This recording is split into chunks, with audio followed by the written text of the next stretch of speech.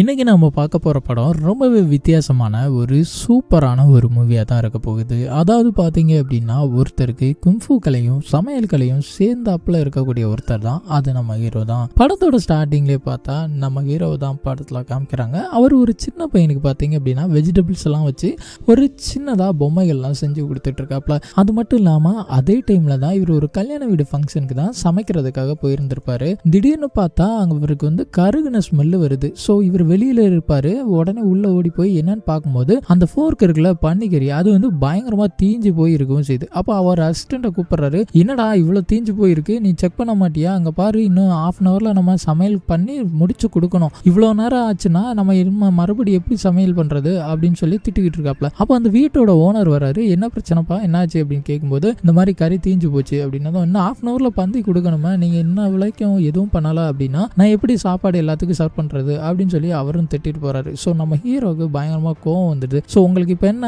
½ an ஹவர்ல சாப்பாடு வேணும் அவ்வளோதானே, அதை நான் பண்ணி கொடுக்குறேன் அப்படின்னு சொல்லிட்டு உடனே போறாப்ல. அவருக்குன்னு கொடுக்கப்பட்ட பிரத்யேகமான அந்த டிராகன் கத்தியும் எடுத்துட்டு வராப்ல. ஸோ அந்த கல்யாண வீட்டுக்கு வந்த எல்லா கூட்டமும் இப்போ அவர் பின்னாடி தான் வருது. அப்படியே போனவர் அந்த ஃபோர்க்கை வந்து பார்த்தீங்கன்னா ஒரு டேபிளில் போட்டு வச்சிருப்பாங்க. அப்படியே இந்த கத்தியால் அதை வெட்டும் போது அப்படியே இந்த வாழைப்பழத்தில் ஊசி இறங்கின மாதிரி அப்படி நைஸாக உள்ள போகும் பாருங்க, அப்படி சர்ன்னு வெட்டுது. ஸோ இப்போ சமையலையும் ஆரம்பிச்சாச்சு. இந்த சமையல் பண்ணி முடிக்கவும் செஞ்சுட்டாப்ல. அதுல கடைசியா உப்பு எடுத்துட்டு வர சொல்றாங்க. உப்பையும் அந்த அசிஸ்டன்ட் கொடுக்குறாப்ல, போடவும் செய்யறாப்ல. கொஞ்ச நேரத்துல எல்லாரும் சாப்பிட்டுட்டு பயங்கரமா இருக்குன்னு சொல்லிக்கிட்டு இருக்காங்க. ஆனா ஒரு சிலர் எல்லாம் வயிற்ற பிடிச்சிட்டு வாயை பிடிச்சிட்டு அப்படியே கீழே விழுந்துகிட்டு இருக்காங்க. இதெல்லாம் பார்த்ததும் நம்ம ஹீரோக்கு ஒண்ணுமே ஓடல. அப்பதான் அந்த சமையல்ல ஏதோ ஒரு சதி நடந்திருக்கு. அதுவும் இந்த அசிஸ்டன்ட் ஒரு உப்புன்னு சொல்லி ஒண்ணு கொடுத்தான்ல, அதுலதான் ஏதோ பிரச்சனை இருக்கு அப்படின்னு சொல்லிட்டு ஹீரோ கண்டுபிடிச்சிடறாரு. இப்ப நம்ம ஹீரோவும் அந்த அசிஸ்டன்ட்டை பிடிக்கிறதுக்காக வேகமா ஓடுறாங்க. பார்த்தா அவனுக்கு கீழே ஒரு 5-6 அடியாட்கள் இருக்காங்க. ஸோ அவனுக்கு எல்லாம் சேர்ந்து நம்ம ஹீரோவை அடிக்க வராங்க. ஆனால் நம்ம ஹீரோக்கு தான் குங்ஃபுக்கு கை வந்த கலையாச்சு. ஸோ அவர் அடின்னு போட்டு அடிச்சுட்டு கடைசியாக அந்த அசிஸ்டண்ட்டை பிடிச்சி, என்னடா இப்படி பண்ணிட்ட, என் கூட இருந்து இப்படி ஒரு துரோகத்தை பண்ணிட்டியே, உனக்கு எப்படி இப்படிலாம் பண்ண தோணுச்சு அப்படின்னு சொல்லி கேட்குறாப்புல. அப்போதான் அவனும் ஒரு உண்மை சொல்கிறான். இது எல்லாத்தையும் பண்ண சொன்னதே உங்கள் அண்ணனோட பையன் தான் அப்படின்னு சொல்லி உண்மையை சொல்கிறான். ஸோ அதை கேட்டதும் நம்ம ஹீரோக்கு பயங்கரமான ஷாக் ஆகுது. அது மட்டும் இல்லாமல் ஒரு ஃபங்க்ஷன் வீட்டுக்கு சமைக்க போன இடத்துல இப்படி ஒரு அசம்பாவிதம் நடந்ததுக்கு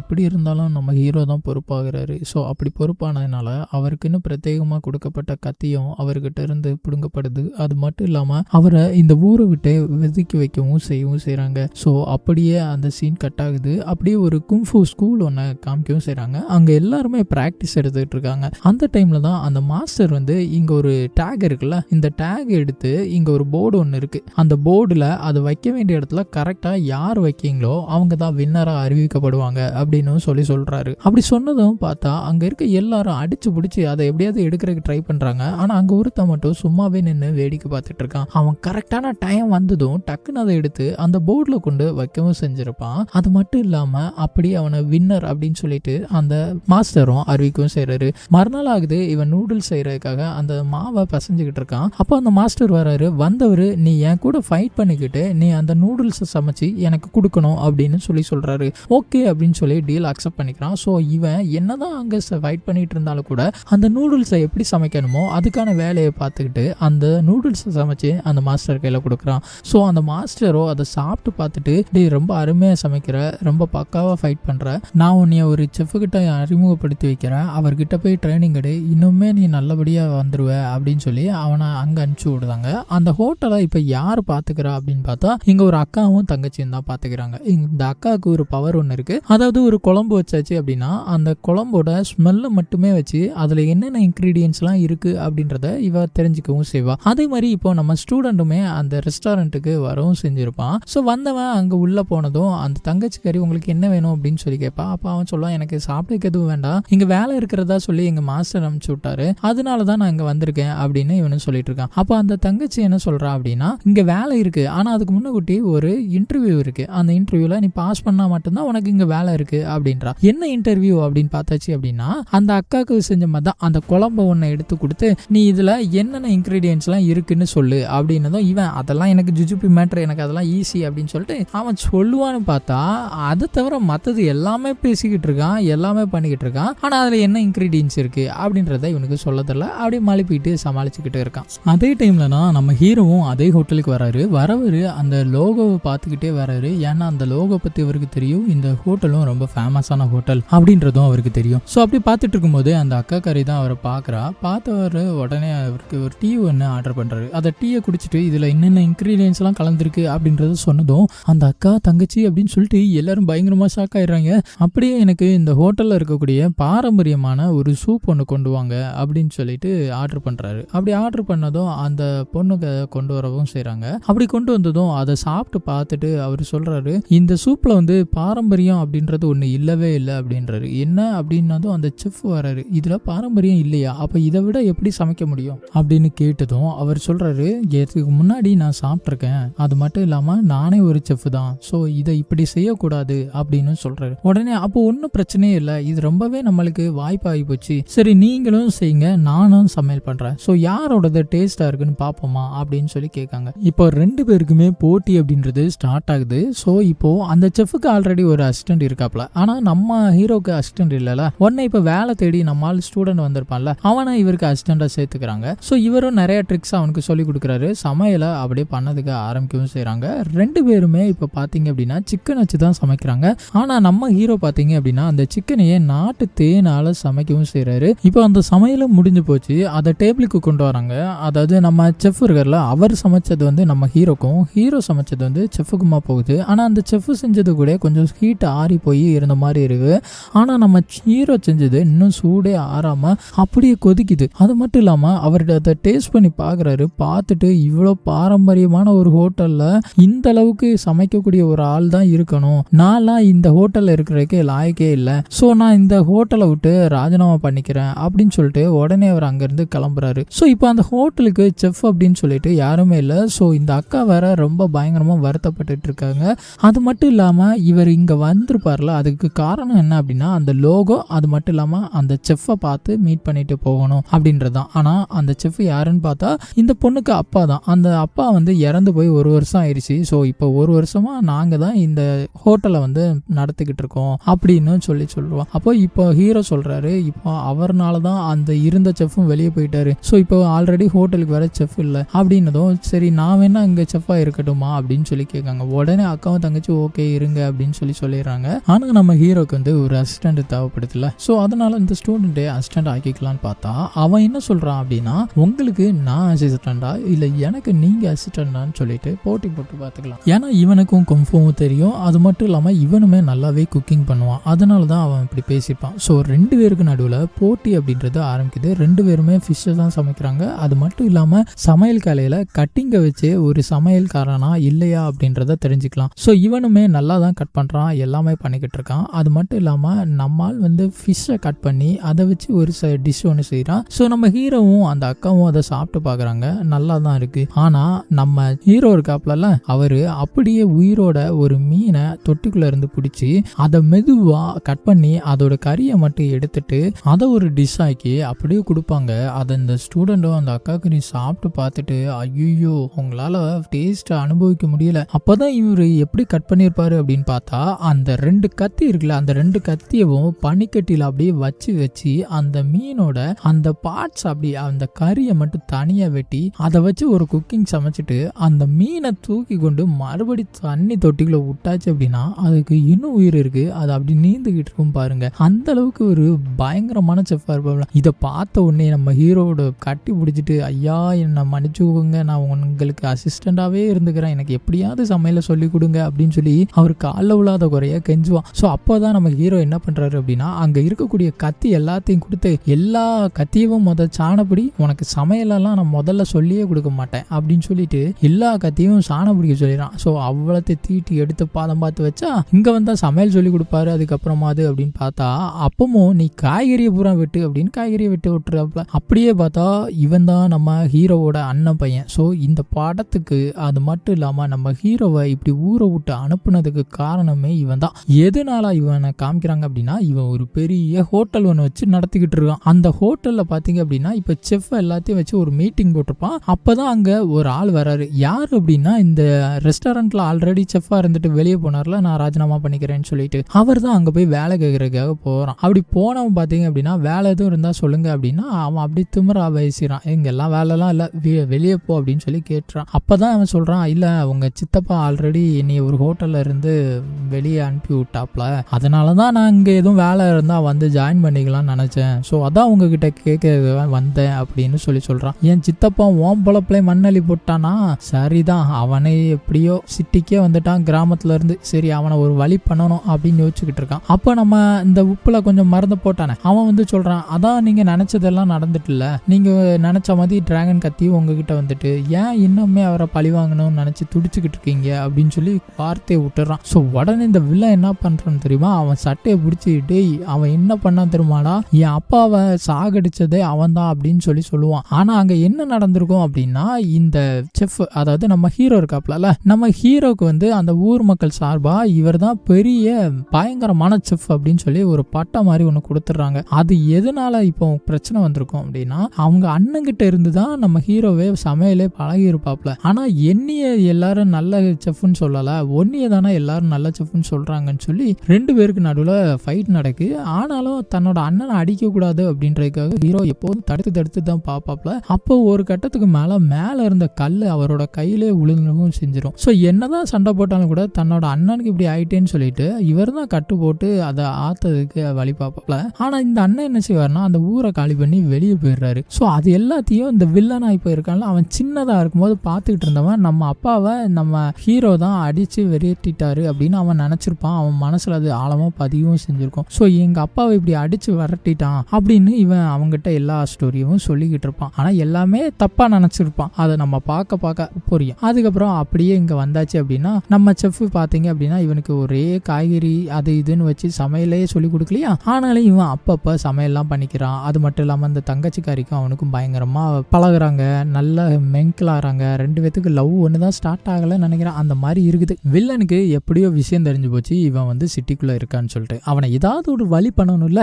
அதுக்காகவே இவன் ஒரு 4-5 பேரை அந்த ரெஸ்டாரண்ட்டுக்கு அனுப்பி வேணும்னே அவங்க சமைச்ச டிஷ் இருக்குல்ல, அதுல நகம் ஈச்சு அப்படின்னு சொல்லி ஒன்னொன்னையா போட்டு, என்ன ரெஸ்டாரண்ட் நடத்துறீங்க, நீங்க ஏன் இப்படி இருக்கீங்க அப்படின்னு சொல்லிட்டு அங்க ஒரு பிரச்சனை பண்றான். ஆனாலும் கூட நம்ம ஹீரோ வராரு. வந்தவர் இது எல்லாமே தன்னோட அண்ணன் பையனோட ஆட்கள் தான் புரிஞ்சுக்கிட்டு அதை ரொம்பவே கூலா ஹேண்டில் பண்ணி அவங்க எல்லாரையும் வெளியே அனுப்பி விடவும் செய்யறாருங்க. அந்த டைம்ல தான் நம்ம அந்த ஸ்டூடெண்ட்டும் தங்கச்சிக்காரியும் வந்து மார்க்கெட்டுக்கு போயிருப்பாங்க. ஸோ அங்க காய்கறிகள் எல்லாம் எடுத்துக்கிட்டு இருக்கும்போது இந்த தங்கச்சிக்காரி வந்து நேத்து இவன் தானே நம்ம ரெஸ்டாரண்ட் வந்து சண்டை போட்டுக்கிட்டு இருந்தான், ஸோ அவனை இன்னைக்கு அடிக்காம விட மாட்டேன்னு சொல்லிட்டு வேகமா போய் ஒரே மிதிச்சிடறா. பார்த்தா அங்க ஒருத்த மட்டும் வரல, அதே 4-5 பேர் வந்திருக்கானுங்க. ஸோ இப்போ இவங்க 2 பேரும் சேர்ந்து அவங்களை அடிக்க மாறி சண்டை போட எப்படியோ தப்பிச்சோம் பொழைச்சோன்னு சொல்லிட்டு அவங்க கிட்ட இருந்து இந்த தங்கச்சியும் ஸ்டூடெண்ட்டும் ஓடி வந்துடுறாங்க வீட்டுக்கு. அப்படியே வீட்டுக்கு வந்து பார்த்தா டிவியில ஒரு ஆடு ஒன்று ஓடிக்கிட்டு இருக்கு. என்ன ஆடு அப்படின்னு பார்த்தீங்க அப்படின்னா, ஒரு பெரிய லெவல்ல மாஸ்டர் செஃப்பை நாங்க கண்டுபிடிக்க போறோம், அதுக்காக அப்ளை பண்றவங்க அப்ளை பண்ணுங்க,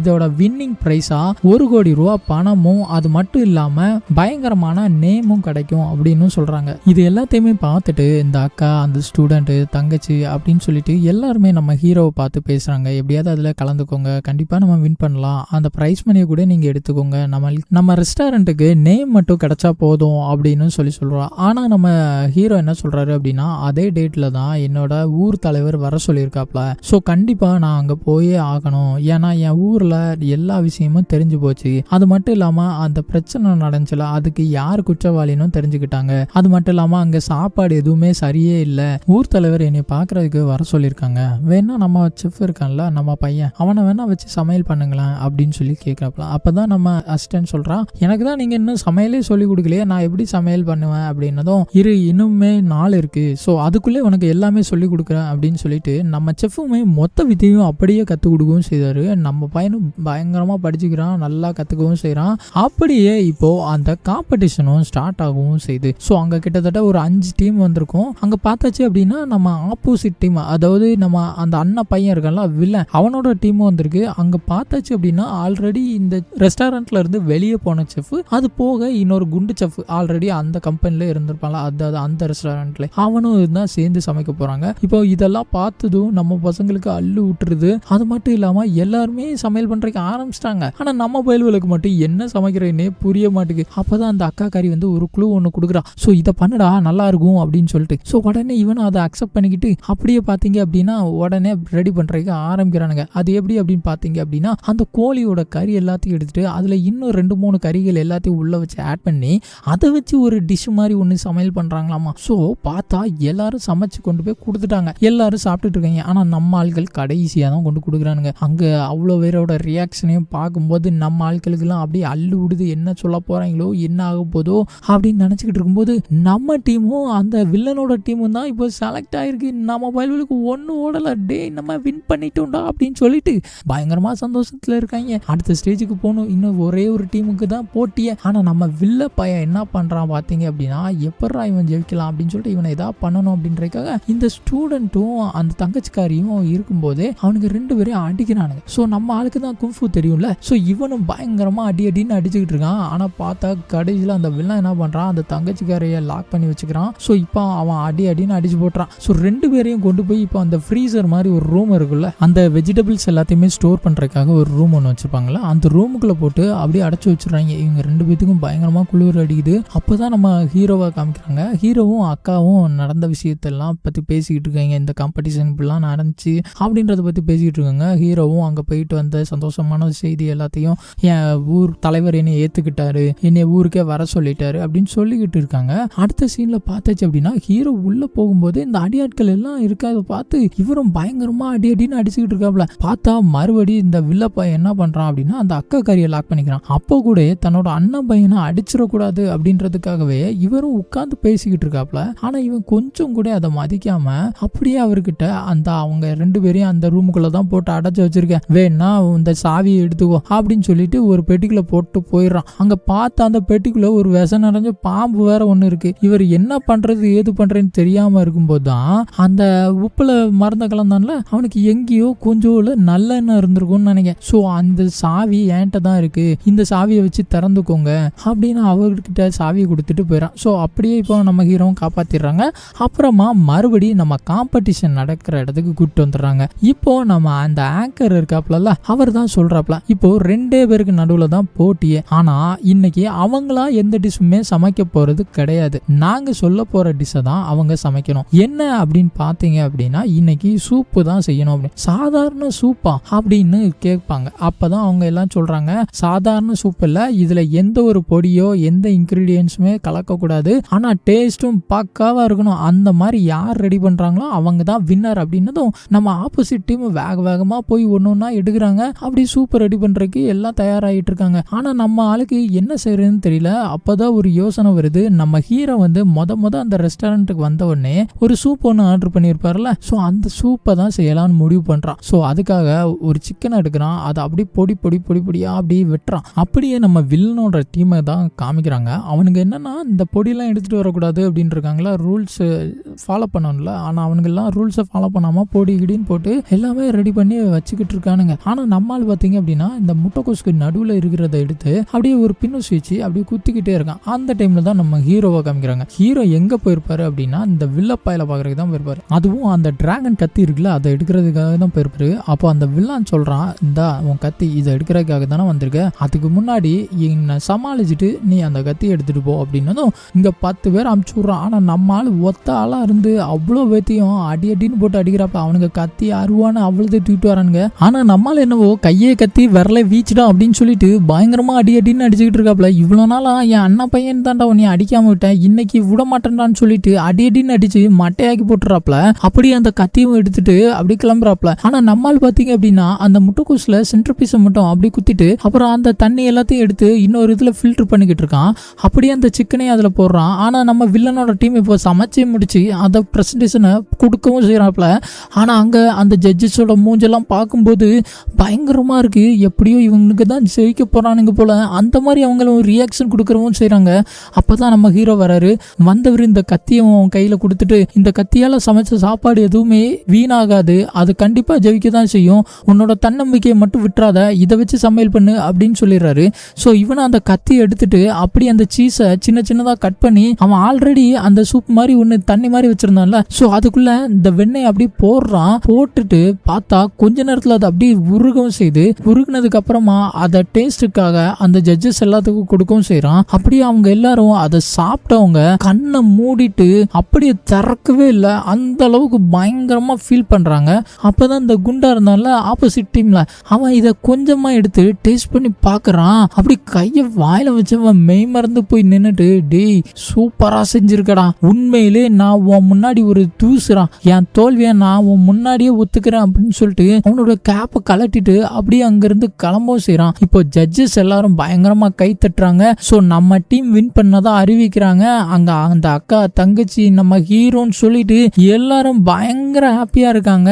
அப்பதான் இந்த வில்லன் அது எல்லாத்தையுமே லைவா டிவியில பார்த்துட்டு இருக்கான். அப்பதான் ஒரு என்ட்ரி நடக்குது. யாரு அப்படின்னு பார்த்தா நம்ம ஹீரோவோட அண்ணன் இவ்வளவு நாளா காணாம போயிட்டாரு, இறந்து போயிட்டாருன்னு நினைச்சிட்டு இருந்தோம்ல, இவர் தான் இப்ப வராரு. வந்தவர் பாத்தீங்க அப்படின்னா அவரோட அண்ணன் தம்பி பாசம் மலையில பொழிஞ்சுக்கிட்டு இருக்காங்க. அப்பதான் தன்னோட ஸ்டூடெண்ட் வந்து செஞ்சு வச்ச சூப்பை அவங்க அண்ணனுக்கு கொடுக்குறாப்ல. அவரும் அந்த டேஸ்ட் பார்த்துட்டு, டே இவ்வளவு நாளா நான் தான் பெரிய செஃப்னு நினைச்சிட்டு இருந்தேன், ஆனா நீ என்னையவே பயங்கரமான செஃப்னு நிரூபிச்ச, ஆனா நீ சொல்லி கொடுத்த பாரு ஸ்டூடெண்ட் இப்ப பாட்டும் பயங்கரம்டா அப்படின்னு சொல்லிட்டு அவங்க ரெண்டு பேருமே சேர்ந்து அந்த டிராகன் கத்திய அந்த ஸ்டூடெண்டோட கையில கொடுக்கவும் செய்யறாங்க. அப்படியே இதெல்லாம் பார்த்துட்டு அந்த வில்லன் இவ்வளவு நாளா நம்ம தப்பு பண்ணிட்டோம் அப்படின்னு நினைச்சு ரொம்பவே ஃபீல் பண்ணிக்கிட்டு இருக்கான். தன்னோட தகப்பனை பார்த்ததும் ஐயோ இவ்வளோ பாசமா இருக்காங்களே, ஆனா நம்ம தப்பு பண்ணிட்டோமேன்னு நினைச்சு ரொம்பவே ஃபீல் பண்ணிக்கிட்டு இருப்பான்.